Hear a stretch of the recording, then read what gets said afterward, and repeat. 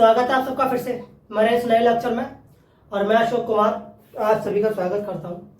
यहाँ पर हम कंटिन्यू कर रहे हैं 10th क्लास का मैथमेटिक्स और हमारा जो चैप्टर चल रहा है वो चल रहा है क्वाड्रेटिक इक्वेशन। क्या क्वाड्रेटिक इक्वेशन?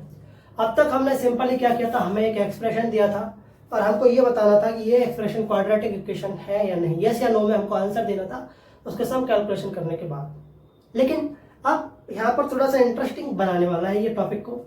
यहाँ पर हमको ये क्वाड्रेटिक इक्वेशन देता है, कहता है क्वाड्रेटिक इक्वेशन देता है और हमसे पूछता है कि इस क्वाड्रेटिक इक्वेशन का हमको रूट बताओ। क्या बताओ?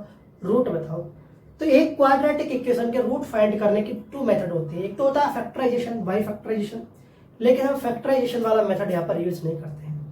यहाँ पर हम एक फॉर्मूला यूज करते हैं जिसको सिंपली हम कहते हैं क्वाड्रेटिक फार्मूला। क्या कहते हैं? Quadratic formula. अगर हिंदी मीडियम वाले इसी फार्मूले को श्रीधराचार्य का फार्मूला कहते हैं। क्या कहते हैं? श्रीधराचार्य का फार्मूला कहते हैं। इस पर 3 कंडीशन अप्लाई होती हैं और तीनों कंडीशन डिफरेंट होती हैं, है ना। रियल रूट्स के लिए होती है, एक डिस्टिंक्ट रूट्स के लिए होती है, एक नो रूट्स के लिए होती है। तो यहाँ पर हम 12th क्लास, 11th क्लास और 10th क्लास और IIT के PYQs जैसे कुछ प्रश्न को सॉल्व कर रहे हैं। यहाँ पर आपको सम बेसिक नॉलेज वाली शॉर्ट वीडियोस भी आपको मिल जाएंगी, है ना, और मोटिवेशनल वीडियोस भी। तो ये है हमारा लेक्चर नंबर थर्ड लेक्चर है। क्या है? थर्ड लेक्चर है। और नेक्स्ट लेक्चर में हमारा ये चैप्टर क्या हो जाएगा, पूरी तरीके से फिनिश हो जाएगा। क्या हो जाएगा?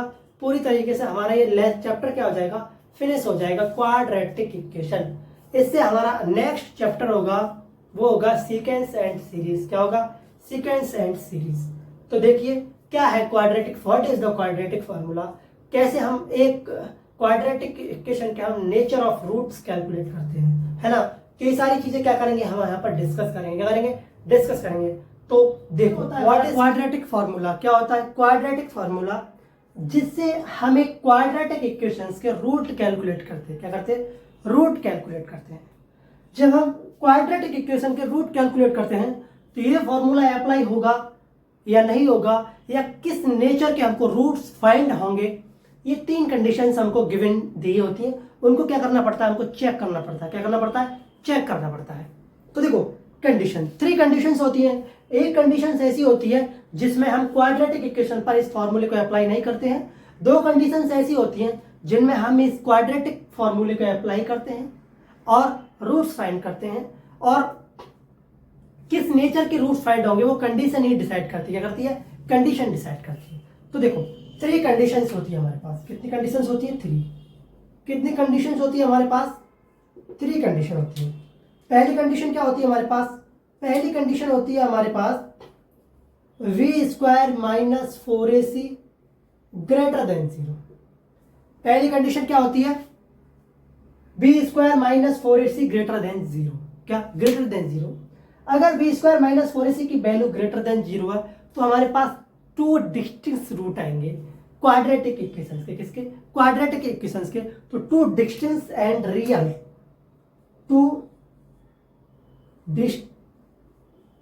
डिस्टिंक्ट एंड रियल रूट आएंगे। कैसे आएंगे? रियल रूट आएंगे।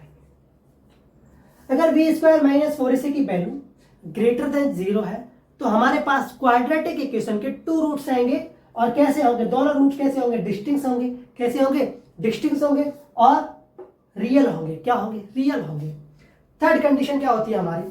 थर्ड कंडीशन होती है हमारी v² - 4ac और लेस देन 0। अगर v² - 4ac की जो वैल्यू है वो लेस देन 0 आ जाए, क्या आ जाए? लेस देन 0 आ जाए, तो हमारे पास कैसे रूट्स फाइंड होंगे क्वाड्रेटिक इक्वेशन के? किसके? क्वाड्रेटिक इक्वेशन के। तो हमारे पास जो रूट आएंगे 2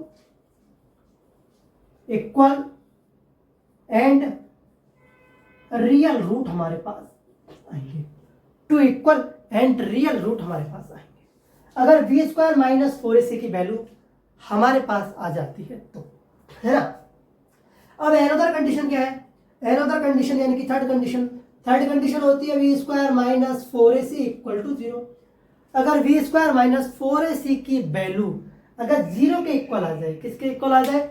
0 के इक्वल आ जाए, तो where no real root.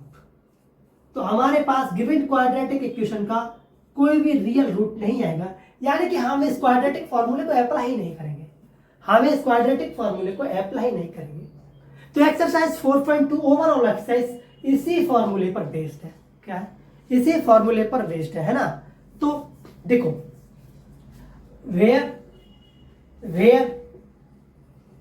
v square minus 4ac is discriminant of quadratic equation. B square minus 4ac क्या है हमारा? B square minus 4ac discriminant, क्या डिस्क्रिमिनेंट है किसका? क्वाड्रेटिक इक्वेशन का। क्या? क्वाड्रेटिक इक्वेशन का। यहीं से हम फाइट करते हैं और क्या करते हैं, एक इक्वेशन के डिस्टिंक्ट एंड रियल रूट होंगे, इक्वल एंड रियल रूट होंगे, या फिर या और no roots, no real roots होंगे। इसी कॉन्सेप्ट से सारे क्या होते हैं? डिसाइड होते हैं। क्या होते हैं? डिसाइड होते हैं, है ना। तो आइए मैं आशा करता हूं कि आपको ये समझ में आया होगा। बिल्कुल आपको समझ में आया होगा। समझ में ना आए तो फिर समझाना बेकार है। तो अब हम क्वाड्रेटिक इक्वेशन हमारी क्या होती है, मैंने आपको पहले ही बताया था। क्यूई क्वाड्रेटिक इक्वेशन को हम क्या बोलते हैं? क्यूई बोलते हैं। क्यू क्या होती है हमारी? ये फॉर्मेट होता है A square plus B X plus C equal to 0। ये क्या होती है हमारी? क्यूई होती है। क्या होती है? QE. QE stand for quadratic equation. क्या? Quadratic equation. इस टाइप के क्वेश्चंस को सॉल्व करने के लिए या क्वाड्रेटिक इक्वेशंस के रूट्स की नेचर फाइंड करने के लिए हम क्या यूज करते हैं? क्वाड्रेटिक फॉर्मूले का यूज करते हैं। किसका यूज करते हैं? क्वाड्रेटिक फॉर्मूले का यूज करते हैं। बोलेंगे आपने कॉन्सेप्ट तो समझा दिया, लेकिन बताइए ना यार, थोड़ा हमको भी मजा आए। एक एग्जांपल देके समझाइए। बिल्कुल बिल्कुल, आपको एक एग्जांपल देंगे तो आप ये कॉन्सेप्ट है हमारा क्या है? कॉन्सेप्ट है एक्सरसाइज, कॉन्सेप्ट है ये एक्सरसाइज 4.2 के लिए। किसके लिए? 2 के लिए। तो इस कॉन्सेप्ट को क्या कीजिएगा? नोट कीजिएगा। क्या करिएगा? नोट कीजिएगा। तो नोट डाउन करिएगा। हम बाई एग्जांपल से इसको समझते हैं। हमारे पास ये एक क्वाड्रेटिक इक्वेशन है। क्या है? क्यूई है। क्या है हमारे पास? ये एक क्यू है 2x square minus 9x plus 5 equal to 0। हमें क्या कैलकुलेट करना है इस इक्वेशन के? Nature of roots. Nature of roots क्या करने हैं? इस इक्वेशन को हमको कैलकुलेट करते हैं। क्या कर रहे हैं? कैलकुलेट करने हैं। और रूट्स इक्वल होंगे या डिस्टेंस होंगे ये भी हमको क्या करना है? रियल होंगे, रियल ही होंगे, इमेजिनरी तो नहीं होंगे, खैर वो भी क्या करना है? हमको कैलकुलेट करना है। तो देखो, हमको एक सिंपल ही क्या दी है? क्यू दी है 2x square minus 9x plus 5 equal to 0।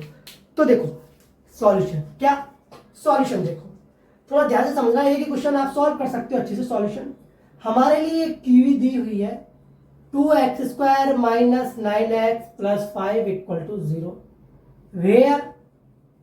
Where यहां पर a की वैल्यू कितनी है? 2 है।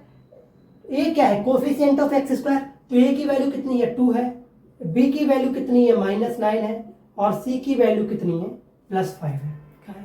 प्लस 5 है। पहले हमें क्या करना होता है? a and b are real numbers होते हैं, यहाँ पे उनकी वैल्यू हमको कैलकुलेट करनी होती है, फाइंड करनी होती है। क्या क्या दी हुई है इक्वेशन में? हमारी क्यूई क्या होती है? हमारी क्यूई होती है A X square plus B X plus C बराबर 0। Where is A is the coefficient of X square, B X, V is the coefficient of X. तो यहाँ से हमारे पास ए की वैल्यू कितनी है? 2 है। बी की वैल्यू कितनी है? 9 है। और सी की वैल्यू कितनी है? 5 है। क्या है? 5 है। तो देखो लेट अब हमारे पास एक डिस्क्रिमिनेंट होता है किसका? क्वाड्रेटिक इक्वेशन का। क्या होता है? वो होता है बी स्क्वायर माइनस 4ac। क्या? 4ac। B square minus 4ac क्या होता है? B square minus 4ac। मैं यहां पर B square D capital D equal to suppose कर लेता हूं बी स्क्वायर माइनस 4ac, ताकि मुझे वैल्यू जो भी आए उसको इक्वल टू 0, लेस देन 0 या ग्रेटर देन 0 एज्यूम करने में क्या हो? आसानी हो। क्या हो? आसानी हो। तो देखो d इक्वल टू v के इक्वल क्या है? 9 है। तो माइनस 9 का स्क्वायर 4 इंटू ए की वैल्यू कितनी है? 2 है। और bc की वैल्यू कितनी है? 5 है। तो d इक्वल टू ये आ जाएगा 81 माइनस 4 2 जा 8, 8 5 जा 8 5 जा 40, कितना? 40। तो जो d की जो वैल्यू आई वो आई हमारे पास 41। क्या आई? 41। यानी कि d जो है हमारे पास ग्रेटर देन 0 है। क्या है? ग्रेटर देन 0 है। क्या है? ग्रेटर देन 0 है। तो जो भी हमारे पास रूट आएंगे इस इक्वेशन के, कैसे रूट होंगे?